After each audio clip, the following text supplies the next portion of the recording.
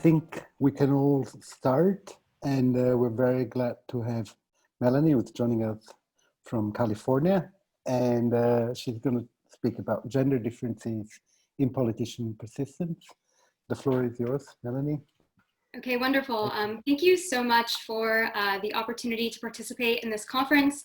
Today, I'm delighted to share with you my paper entitled Gender Differences in Politician Persistence. So I'll start off with a big picture motivation. So as we know, women remain underrepresented in political offices at nearly every level of political office in nearly every country in the world. So here I provide a snapshot from 2019. This is female representation in OECD parliaments. And if it's a two-house parliament, this is the lower house. And the first observation from this plot is that in every country, female representation is under 50%, although in Sweden and Mexico, it is approaching 50%. The median country has female representation of around 30%. In the US, which is the topic of this talk today, I've highlighted it in orange. And the one thing that I want to note is that 2018 in the US was widely heralded the year of the woman in the 2018 midterm elections. And what this did is it catapulted female representation in the House of Representatives to 24%. And in fact, it's 23% now that one woman resigned. So an outstanding question is, what determines female representation in elective offices? And I would say this relates to a broader question of occupational segregation by gender. So what determines women and men's differential sorting into occupations? And just a note on kind of the implications of female representation, in particular in political environments, I want to talk about why we should kind of care about female representation in politics. So we might care about it from a societal perspective due to talent allocation or misallocation across occupations. So there's some nice work from the US showing that the increase in female representation in professional occupations in the latter half of the 20th century substantially contributed to GDP growth. There's also some nice evidence from Sweden showing that the introduction of a female quota on candidate lists had the effect of displacing mediocre male political leaders and political candidates. So essentially increasing the quality of the candidates. In addition, we know that the demographic characteristics of politicians matter for policy outcomes. So there can be some gains to diversity. So there's a large literature, and specifically in developing countries, it's shown that female politicians tend to implement more policies and allocate more money toward educational and health outcomes, education and health policies, and affect the education, especially the education of their female constituents.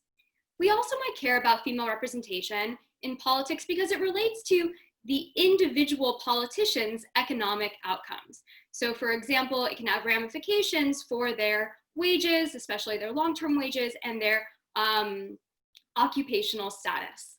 So in this paper, in order to gain traction on this larger question as to what determines female representation in elective offices, I focus on a specific research question, which is whether initial experiences of success or failure in politics differentially affect women's persistence in politics. That means their propensity to continue running in politics. And just a note on the context and the empirical design, I'm going to be focusing primarily on novice candidates for local elections in California. And I'll be using a close election regression discontinuity design to estimate the effect of losing an initial election on candidates' subsequent participation, so their propensity to continue on in politics, and I'll do so differentially for men and women, so separately by gender. To provide a preview of the results, my main result is that an electoral loss causes differential attrition of female candidates, and the deterrence effect for women is 56% larger than it is for men. So this is quite a substantial differential deterrence effect. I'll go through and I will rule out a number of plausible mechanisms that can explain this gender gap in persistence. In particular, I'll show you that candidate office selection, so which offices they tend to run for at the local level, cannot explain this gender gap in persistence. Also, candidate occupation, which can be a proxy for their outside option, cannot explain the gender gap in persistence. In addition, the nature of competition, so whether they're running against an incumbent or a non-incumbent, cannot explain this gender gap in persistence. And you might also think that, I'm not capturing a long enough time horizon, that women are just slower to kind of come back and run again. But I'll show you that the time horizon also doesn't seem to explain the gender gap in persistence. This is a long-term gap. But then I'll document some interesting heterogeneity in this gender gap in persistence. And in particular, I'll show you that this gender gap in persistence declines in higher female representation settings. There really aren't any high female representation settings in this domain. And the gender gap in persistence also declines once candidates accrue some elective experience at the local level. So once they've been able to hold office for at least one term. And in light of this heterogeneity in the gender gap in persistence, I'll discuss a model of candidate entry in which individuals will weigh the expected costs and benefits of running in their decision as to whether to run again. And in terms of the costs, I'll be thinking about the actual costs of running, the opportunity costs of running, the psychic costs of running, including kind of competition aversion and feedback aversion. In terms of the benefits, I'll be thinking about the benefits of holding office and the expected probability of winning. And what's important to note is that these costs or benefits, these expected costs and benefits, have to differentially evolve for female losing candidates relative to male losing candidates after the election, so after the loss, in order to explain this gender gap in persistence. And I'll highlight in particular the role for gender differences in the expected probability of winning, perhaps arising from voters differentially updating on female candidates after they lose, or candidates differentially updating on their own prospects of winning after they lose, as a plausible mechanism for explaining the gender gap in persistence. So next I'll talk just briefly about the contribution, and then I'll jump into the talk. I see this paper as contributing to two broad literatures, and since this is a short talk, I won't be able to do all of these papers justice, unfortunately. But I see this paper as contributing to the literature on occupational segregation by gender, so why men and women sort into different occupations, with an application to politics. And there's a very large literature that explores gender differences in politics, in particular gender differences in the selection into and the promotion within politics, specific policies that are intended to increase female representation in politics, and also the effect of female representation on subsequent female participation in politics. I also think that this paper contributes to the literature on the gender and competitive environments. And so there's a now well-known result that women tend to shy away from competitive environments, or tend to shy away from environments in which their compensation is determined by a competitive outcome.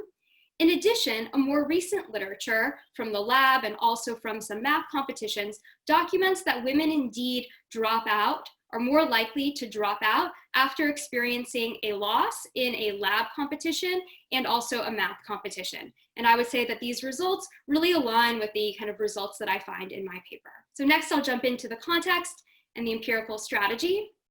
So as I mentioned, my setting is local politics in California. And I want to convince you that local politics has, let's say, many attractive features in which to answer this question as to whether early experiences of success or failure in politics give rise to differential persistence of men and women. So local politics is characterized by many offices. So there are 4,000 local offices in California alone. And it's also a common entry point to politics. So an individual's first run for office, is generally not at the national level, not at the federal level. And here are some statistics to support that. So about 40% of state legislators had elective experience prior to holding their current office, and most of this elective experience was at the local level.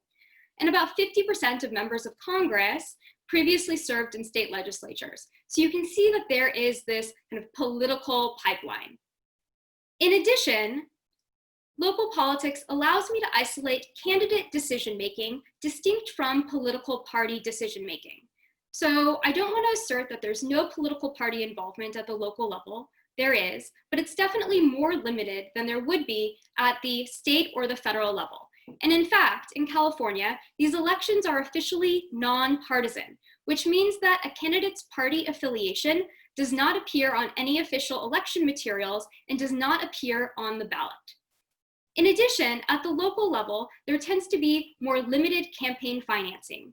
So if you thought that it was individuals who, or I would say parties or organizations that were supporting candidates that could be differentially affecting women's persistence, these, I would say, mechanisms are mitigated in this domain. In addition, local politics is characterized by low barriers to entry. So as I said, there are many local offices. And in order to be eligible to run, you have to be a US citizen, 18 years old, and reside in your particular locality for at least 30 days. There's a minimal filing fee, and or you can substitute this filing fee with a minimal number of signatures from registered voters in the locality. So in contrast, to run for office at the state or the federal level, there's a much larger filing fee, and you often have to gather thousands of signatures in order to get your name on the ballot. Finally, local politics tends to be characterized by low information. So there's low interest and there's generally low turnout. The timing of local elections may not coincide with federal or state elections. So in particular, local elections in California occur in both even years and odd years, whereas state and federal elections only occur in even years. Sorry, Melanie, just as a matter of clarification. Yes. So is that generally parties who decide who's gonna, so you said they're officially non-partisan, but how much parties weight in deciding who's gonna run for office and where? Yeah, so this is a great question. And I would say, unfortunately, due to like the dearth of research on local politics, I haven't been able to come up with a definitive answer. So what I can say is that there is more party involvement in larger localities relative to smaller localities. So I live in Los Angeles, and a local affiliate of the Democratic Party is definitely involved in selecting and supporting candidates for local office here. In smaller localities, it's less likely to be the case, and that's also empirically shown. But I can't actually say precisely their role in candidate selection. The other thing that I'll say is that because California tends to kind of lean Democrat, in many of these elections, it's Democrats squaring off against one another. So the goal of this paper is to estimate effects of early experiences of success or failure on subsequent political participation by gender. And I don't have to convince this audience that a potential confounder is that winners and losers may differ in many dimensions aside from their winning or losing status. And so in order to circumvent this confounder, what I do is I use a close election regression discontinuity design following the pioneering work of Lee 2001. And what I do is I estimate candidate level effects. So I compare the subsequent political involvement of candidates who barely won and barely lost an election, and I do so differentially for men and women. So jumping into the data that I'll be using, the data comes from something called the California Elections Data Archive. And what this is local election returns from 1995 through 2014. And it includes, I would say, almost all offices at the local level. These offices include city council, county board of supervisors, school boards, other city level offices such as city treasurer, city assessor, some law enforcement offices, including sheriffs, and also some elected judges. The data include the following variables, so candidate name, something called ballot designation, which is something I'll return to in just a moment, the candidate's incumbency status, the city and county in which they're running, the office that they're running for, the term length, and the number of votes that they get. As you can see, there are some limitations from this data set. So there's very little demographic information on candidates. So not even candidate gender. And so what I do is I determine candidate gender using aggregate statistics on the gender composition of names in the US. So this is from the US Census and the Social Security Administration name files.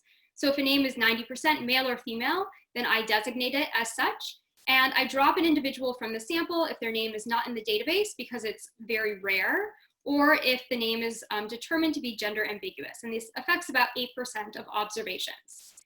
Returning to this metric, ballot designation, this is a bit of a unique metric for California elections. And what this is a candidate's self-reported occupation, community standing, or other relevant identity to their candidacy. So and this is a variable that, or a piece of information that appears on all official election materials as well as the ballot. Most candidates interpret this as their occupation, so they'll write in something like accountant.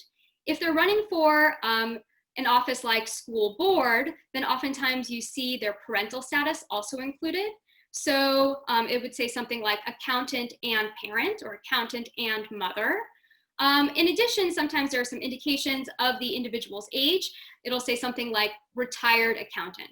So what I do is I take these self-reported occupations, a self-reported ballot designation, and I code it up in order to classify individuals into broad occupational categories. And I'll use this as kind of a proxy for individuals outside options.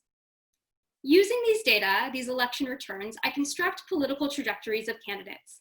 So I match candidates across election cycles by their first and last name within the county in which they originally ran. And so I limit it based on county in order to avoid false positive matches. But what this means is that if an individual moves outside of a county, there are 58 counties in California, or out of state, then my metric of subsequent political involvement, subsequent political participation is going to be conservative. And I've done some checks to ensure that I am not kind of differentially mismeasuring the subsequent political participation of male candidates versus female candidates due to differential migration.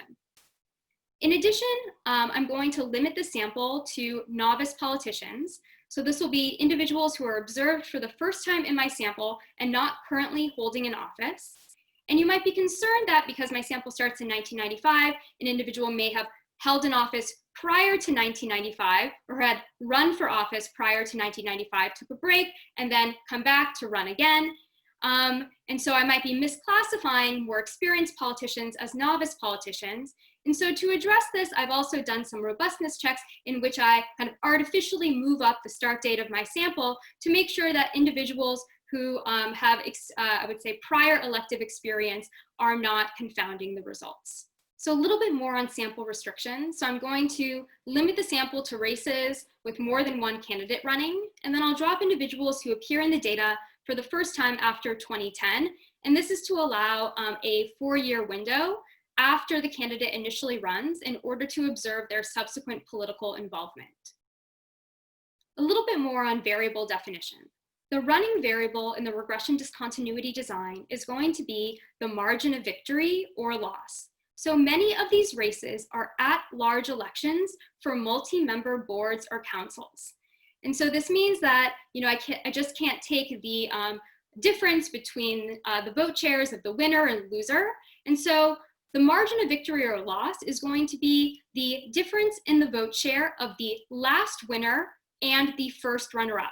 So in an election for I would say 3 members of a city council, that would be the difference in the vote share of the individual who came in ranked 3 and the individual who came in ranked 4, the last winner and the first runner-up. And this margin of victory variable is going to be positive for individuals who won and negative for individuals who lost. In terms of the RD, I'll do non-parametric RD where I'll select an optimal bandwidth and vary it, and then also parametric RD where I use a quadratic polynomial in the running variable on the entire sample. My main outcome is going to be whether an individual runs again for any local office within their county in the next 4 years. And as I mentioned in the introduction, I'll also extend this time horizon to 8 years to make sure that it's not the length of the window that I'm observing post-initial election that is driving the results. So here are some summary statistics on, I would say, all novice politicians and then all marginal candidates. By marginal candidates, I mean individuals who were either the last winner or the first runner-up in elections, so they are eligible to be in my RD sample. And what we observe is that among all candidates and also among marginal candidates, women are underrepresented. So they comprise about 31 or 32% of these candidates. But conditional on running, women are actually more likely than men to win. There's this common refrain kind of repeated in the media in the US that conditional on running, women are just as likely as men to win. But I find in this setting that women are in fact substantially more likely to win. But despite the fact that women are more likely to win than men in their initial election, what you observe even in the aggregate data, even before kind of approaching the RD design, is that women's propensity to run again within 4 years is lower than men. And this is, I would say, amplified among the marginal candidates. So this is a bit of a preview of the results that I'll show you in the RD design. The other thing that I want to note is that in terms of unique races that are represented by kind of all novice candidates, there are about 11,500. Those that include marginal candidates are about 9,000. And in terms of observations, in terms of the number of candidates, it moves from about 26,000 to 11,700. When I move from all marginal candidates to the sample that is selected using an optimal bandwidth selector, you'll see that actually the majority of these individuals will be in this sample. And so I think that this alleviates some concerns regarding the external validity of the results. Can I ask a question, Melanie? Sorry. Yes. Just on so how does it work with the campaign financing? Is that like, do these candidates need a lot of money on the local sort of level? These are not really expensive to run. And also maybe that will, how much kind of money you have left or something, even after losing, maybe that also determines your probability to run in the future. I was just wondering about this. Yeah, so in terms of campaign financing, there's definitely, I would say, less money required to campaign for local office than for state or federal office. But again, this is really going to vary by kind of the size of the locality. So it's going to be, I would say, very financially intensive to run for office in a large locality in California, like Los Angeles, San Francisco, San Diego. But in a smaller locality, there will be, I would say, pretty limited campaign financing required. So unfortunately, there isn't, I would say, very good data on the amount of money individuals actually spend.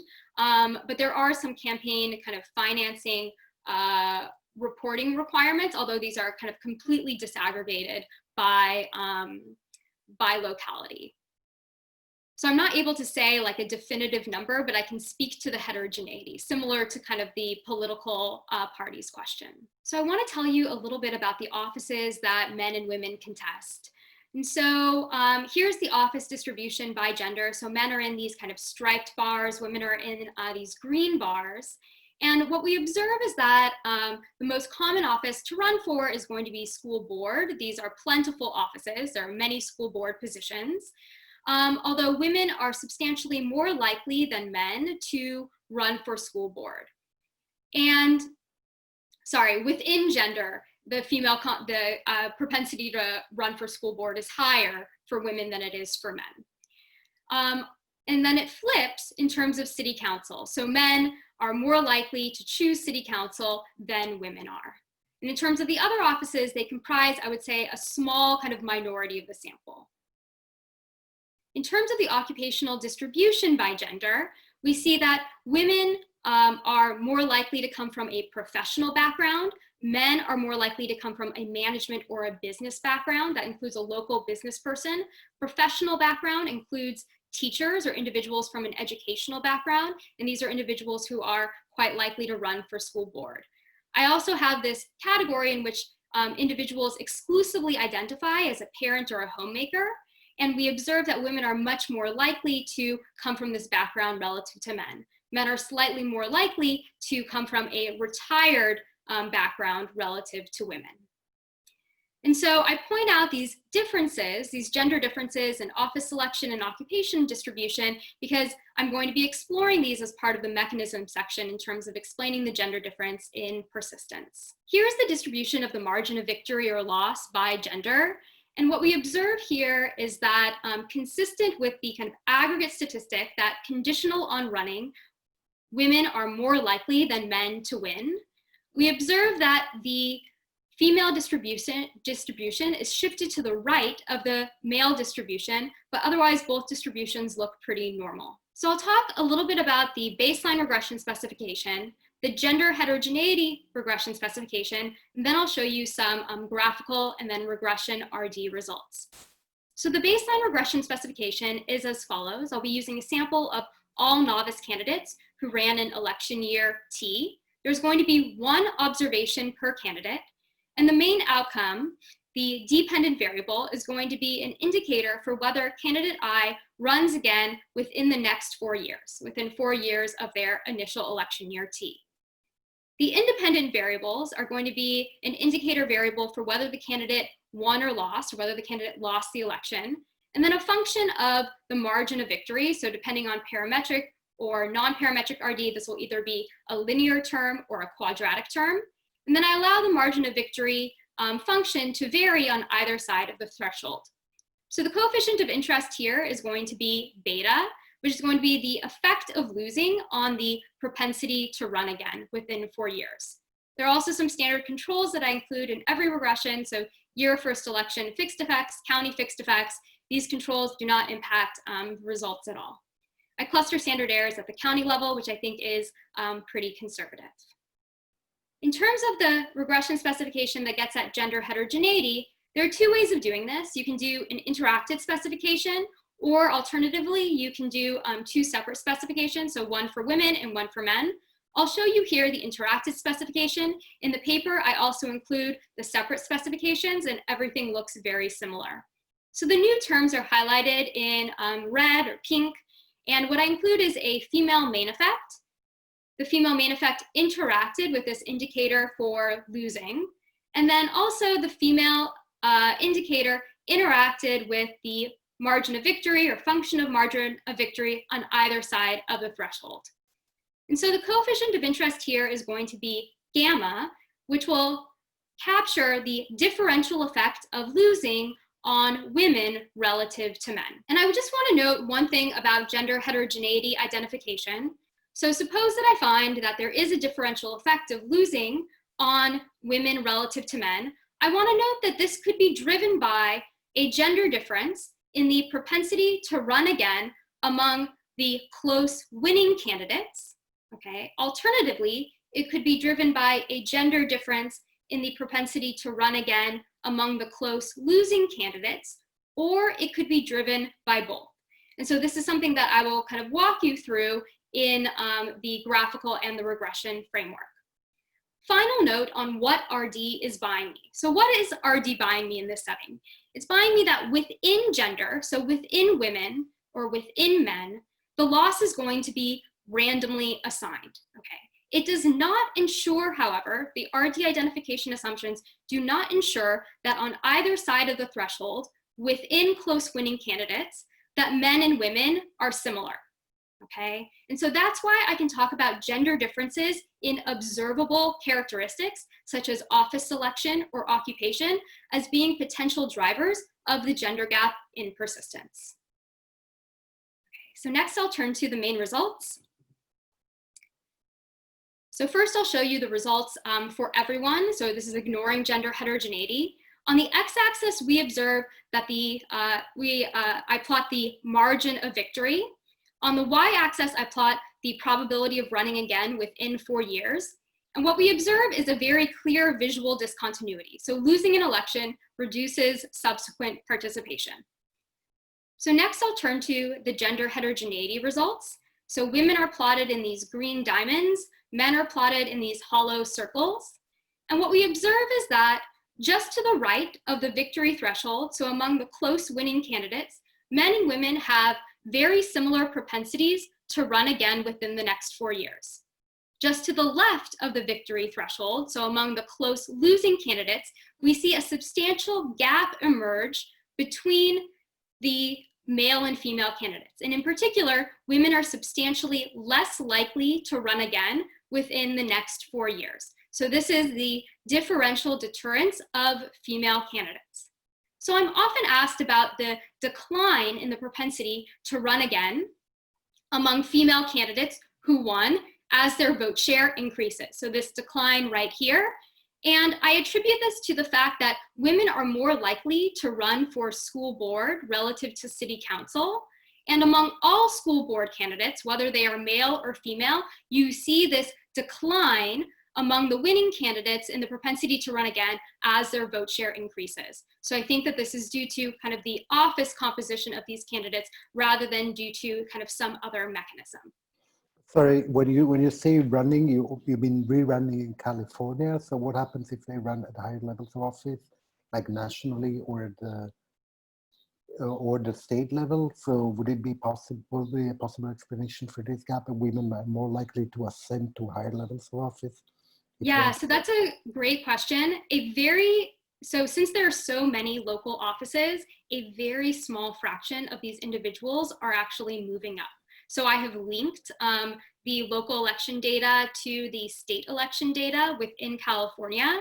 And it's just, I would say, the fraction of individuals who run for state office from the pool of local candidates is so small that it cannot possibly account for these results. In terms of moving out of state, I have, I would say, some descriptive evidence on that, where I tried to collect data on the propensity of individuals to migrate after their initial election, and I do not find differential migration of women or men based on their winning or losing status. So to show you these results in regression form, here is the main effect of losing. So this is the effect of losing on running again within the next 4 years for men. This is the differential effect of losing on women. So this is kind of robust across a number of bandwidths and a polynomial choice. And then this is the main effect for women, which is going to be the gender difference in the propensity to run again among the close winning candidates. And consistent with the graphical results, we see that this gender difference is extremely small, so not there. So I just want to briefly show you some covariate balance. So these candidates are balanced on occupation, office selection, and number of votes. And so the point of these tables is to convince you that there is not a violation of the RD identification assumption. In my last few minutes, I'm going to talk about understanding differential attrition. And so, as I mentioned in the introduction and throughout this talk, there remain gender differences in office selection, in occupation, and other, I would say, observable candidate attributes that could potentially contribute to this gender gap in persistence. So for example, women are more likely to run for school board, and it could be that among all school board candidates, there's just a higher deterrence effect after a loss, and this could contribute to the gender gap in deterrence. And so what I do is I include very flexible controls for office selection, and then I allow an office-specific deterrence effect in the regression specification. And I find that this has basically no bearing, so no effect on the gender gap in persistence. So it basically remains the same. I can do the same thing when controlling for these broad occupational categories. So I include controls for the occupation, allow an occupation-specific deterrence effect, and I find that this really has no effect on the gender gap in persistence. Finally, I can also investigate the nature of competition. So it could be possible that female candidates are more likely to kind of square off against an incumbent candidate. And this could be differentially deterring in terms of their propensity to run again after a loss. And so what I do is I limit the sample to races where the two marginal candidates, the last winner and the first loser, are non-incumbents. And I find that if anything, the gender gap in persistence is amplified. Finally, I mentioned this notion of time horizon. And so it's possible that women are just slower to run again for office relative to men, in which case this gender gap in persistence would be a transitory effect and would disappear as we analyze a longer time horizon. So what I do is for the individuals for whom I observe at least 8 years after their initial run, I can look at whether they run again within 8 years. And if anything, we observe that this gender gap in persistence is a bit larger than the kind of initial gender gap in persistence. So I've ruled out, I would say, a number of mechanisms that can potentially explain the gender gap in persistence. But now I want to spend a little bit of time kind of documenting some heterogeneity in the gender gap in persistence. And so in particular, I want to investigate settings with higher and lower female representation. So as kind of a first cut, what I do is I split the sample into city council, which is a lower female representation office, and school board, which is a higher female representation office, and I rerun the results. And so what I find is that in the gender gap in persistence appears to be concentrated in the lower female representation setting. So in city council relative to school board. Now you might say, and I completely agree, that there are many differences between city council and school board. So notably the content of what they are doing in their day-to-day work. So school board tends to be more aligned with education issues, which is more of a kind of female type domain, whereas city council has more of a kind of legislative and executive function for the city itself. And so what I also do, and I'm sorry this table is going to be a bit small, is I, within office, categorize specific counties based on their female representation. And what you observe is that in low female representation settings relative to high female representation settings, there's a much more pronounced gender gap in persistence. So I don't think that this is something due to the office per se. I think that this is something due to kind of the female representation in the setting. The next type of heterogeneity in the gender gap in persistence that I want to document is by the experience level of local politicians. Thus far in the paper, I've really been focusing on novice politicians, but what I do is I take a different sample. I take a sample of individuals who I observe winning in my data, so accruing some elective experience, and then in a subsequent election, I observe that they lose. And so among these more experienced politicians, I can estimate the effect of losing on their subsequent political participation. And I think what's noteworthy here is that this gender gap in persistence appears to go away, almost completely disappear, with just a little bit of elective experience, with office holding experience. So with these results in mind, I want to, I would say, briefly discuss a verbal model. So I don't have any equations for you today, a verbal model of candidate entry in which candidates are weighing, or individuals are weighing, the expected costs and benefits of running in their decision as to whether they want to run again. So in terms of the expected costs of running again, there can be actual costs, such as the time and the money for campaigning. And as some questions have already alluded to, it's possible that these actual costs can differentially evolve for female and male candidates after a loss. And so the way that I get at this is by drawing on this notion that in larger municipalities, there's much more political party, political organization involvement relative to smaller municipalities. So if the political support from outside organizations differentially dries up for women after a loss relative to men, then we would expect the gender gap in persistence to be larger in these settings relative to smaller municipalities. But I find that that's actually not the case. So I find that the gender gap in persistence is robust in large municipalities and small municipalities, which I think kind of casts out on this actual cost story, giving rise to the gender gap in persistence. In addition, we can talk about opportunity costs. So it's possible that the alternative use of men's and women's time could differ and drive the gender gap in persistence. So I've already shown you some results in which I can proxy the opportunity cost with occupation at the time that they are initially running for office. And I showed you that this gender gap in occupational choice does not explain the gender gap in persistence. One limitation is that I cannot observe an individual's occupation after they run. And so if an individual's occupation or outside option differentially evolves for men versus women after they run or lose, that could still be a remaining mechanism generating the gender gap in persistence. Finally, there are psychic costs, such as competition aversion and feedback aversion. It's well known that women are shy away from competitive environments, and this could be due to their aversion regarding the relative performance feedback that they might receive.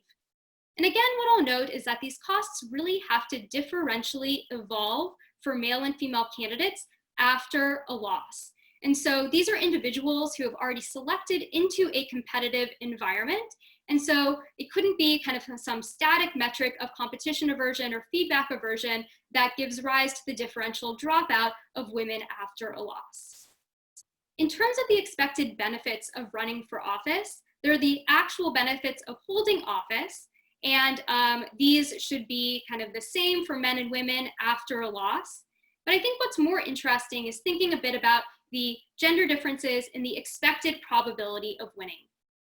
So gender differences in the expected probability of winning could arise due to candidates' own beliefs about their chances of winning, differentially evolving for female candidates relative to male candidates after a loss, or voters' beliefs about candidate aptitude, differentially evolving for female candidates relative to male candidates after a loss. In terms of candidates' beliefs about their own chances of winning, I would say mostly from the lab experimental literature, there's this result that women tend to update more conservatively than do men, which would be, I would say, inconsistent with the larger negative updating of women after a loss, due to a loss. However, there's also this result that women tend to attribute their outcomes more to luck, whereas women tend to attribute their outcomes more to their own ability, whereas men tend to attribute their outcomes, especially bad outcomes, more to luck. That could give rise to women kind of differentially weighting their loss in terms of how they think about their ability and affect their propensity to run again. On the voter side, voters could differentially penalize female candidates for losing relative to male candidates. And there are some nice results from other settings that show that women are indeed more penalized for negative outcomes. So this comes from the physician setting after a patient death. This also comes from the financial misconduct from financial advisor setting. In addition, there's some work showing that women are judged more harshly when there is subjectivity of the judgment in online reviews of their kind of questions that they ask on a mathematical platform. Hi, quick question. So about the literature on candidates' beliefs about their chances of women, is it the case that women update more conservatively only when it is a positive feedback, while when it is negative, they're more pessimistic and they update more? Yeah, so sorry I wasn't more clear on this. So these results are actually not from the politics domain. This is mostly from like the lab experimental domain. So to my knowledge, we don't have any information on how politicians specifically update about their chances of winning after a loss.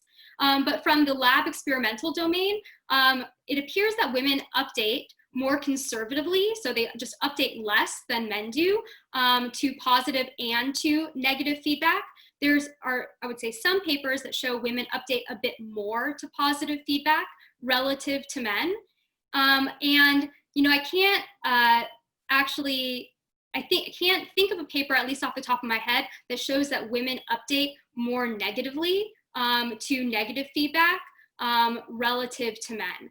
But there is this result that women tend to kind of attribute their performance, even if the performance has some noise in it, to their ability, whereas men tend to attribute their performance, especially negative performance, to luck. Thank you. In this case, you have that actually women update more after getting a bad signal, right? Exactly. Yeah. And so I would say that, you know, based on the prior lab experimental literature, this is, I would say, inconsistent with my results. But something that could be consistent with your result is that, I mean, everybody has a prior. Now, if the prior has a very large variance, then the signal would have a bigger impact on the posterior. So if women have a very imprecise prior, precisely because in these kind of offices where there is this big sort of update, there aren't that many women. So maybe there aren't that many previous signals that they could have extracted from what they have observed. This could explain why women may update more. Yes, so actually in a previous version of the paper, I had exactly such a model in mind of statistical discrimination, where there's a gender difference in it could be in the variance of the priors or the variance of the signals. And this could generate, I would say, either on the candidate side or on the voter side, this Sure. differential updating in the wake of a loss. Absolutely. Melanie, I think it's my job to recall you on time, on the time. Oh, I see. Okay. So, and also, so I think you should definitely wrap up. Okay. Just in consideration, next speaker, and so if you can spend the next 2 minutes, and then obviously you're free to take questions after at the break. People can ask you questions. Okay, absolutely. Thank you. I'll just say one thing more about mechanisms, and then I'll conclude. So in terms of voters' beliefs about candidate aptitude, so there are some nice results from the literature that show that women are actually penalized more for negative outcomes, but notably this penalty, this differential penalty for women, goes away with experience. So it goes away as the individual who's being evaluated gains experience. And I would say these results are quite in line with the results that I find in my paper, where as candidates gain some elective experience, this gender gap in persistence dissipates. And so while I can't, I would say, perfectly disentangle between these various mechanisms, I do see a role for kind of voter beliefs differentially evolving for female candidates relative to male candidates after a loss as being kind of an operative mechanism in this domain. So just to conclude, the main finding in this paper is that losing an election differentially deters women from running again. The differential deterrence effect is large, so it's 9 percentage points larger for women, or 56% larger for women than it is for men. Returning to the initial motivation in this paper, can the differential attrition of women explain the gender gap in office holding? The answer is going to depend on gender differences in the chances of winning the next election. So that is what the unconditional probability of winning is. So not conditional on running again. And unfortunately, I don't observe the probability of winning if an individual drops out. And so what I do is I make some assumptions. So I assume that everyone who dropped out due to losing would have lost had they run again. And in this scenario, there would be no effect of the gender gap in persistence on the gender gap in office holding. So considering a policy to encourage more women to run again would not affect female representation. On the other hand, perhaps a less extreme scenario is to assume that compliers, those who dropped out due to losing, would have won at similar rates to those who lost and ran again. And in this scenario, eliminating the gender gap in deterrence would raise female representation by 6 percentage points or 17%. And a policy to encourage more women would indeed affect female representation. And so I'll just conclude there, and thank you very much.